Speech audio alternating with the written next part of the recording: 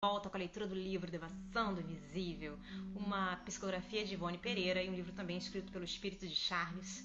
Hoje a gente vai refletir sobre a seguinte questão, né? O suicida não se sente vivo, mesmo depois de ter procurado a morte? Bom, vamos refletir sobre isso. E aí o espírito, guia, estava falando com ela, do médico, estava falando com ela e recapitulando o episódio anterior, para a gente poder concatenar as ideias, né? O suicida não se sente vivo e assim não se julga a despeito de haver procurado a morte? Aliás, no caso, houve também o despertar de consciência, da consciência delituosa. Ele reviu, em retrospecto, como em pesadelo, o crime por ele mesmo cometido no pretérito contra certa personalidade de quem desejou desfazer-se. Um poço não guarda melhor o segredo de um homicídio do que um rio, ou uma sepultura aberta no campo, ou no fundo do quintal. A surpresa, o remorso, o pavor do desconhecido, o terror à justiça divina agravam-lhe a situação mental. Estabeleceu-se a confusão e ele se reputou vítima de um pesadelo.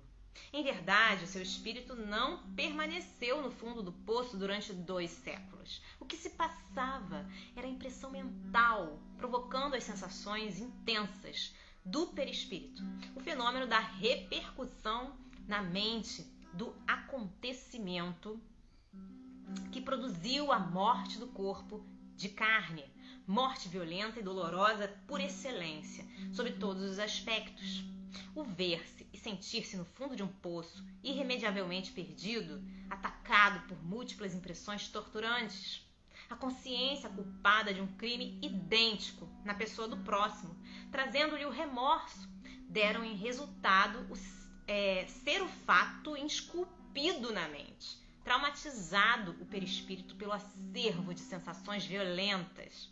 E como a mente é criadora, e como o pensamento tem possibilidade de impor qualquer impressão, ideia ou recordação, onde quer que o infeliz estivesse, se encontraria no fundo de um poço. Quando encetais longa viagem, por exemplo, a trepidação do comboio que vos perturbou os nervos e as sensibilidades mentais não prolongam, embora vagamente, as impressões da viagem, não obstante já tenhais chegado ao destino? Não continuais revendo as paisagens que foram contempladas? Não vos ensurdecem ainda os rumores do veículo?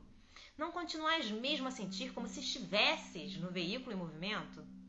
Só no dia seguinte, após sono reparador, estareis sereno, refeito do trauma nervoso mental.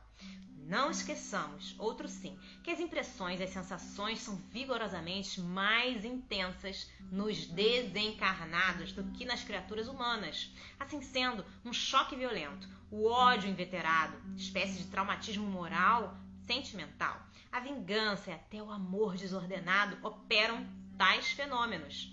E o seu mecanismo está sediado no poder natural da mente, na vontade imperiosa que agiu à revelia da própria consciência, na inferioridade dos sentimentos, pois tudo isso resulta do acervo de paixões incontroláveis. A uma entidade em boas condições morais e mentais não sucederá o mesmo. Demorais a entender tal mecanismo porque vos achais ainda longe de compreender a intensidade das sensações e das impressões de um desencarnado, assim como o seu poder mental. Existem espíritos que, afastados da vida terrena há séculos, insistem em viver consoante suas inclinações apaixonadas, ou seja, habitando castelos, habitando praças fortes, como fizeram em seus tempos de condestáveis.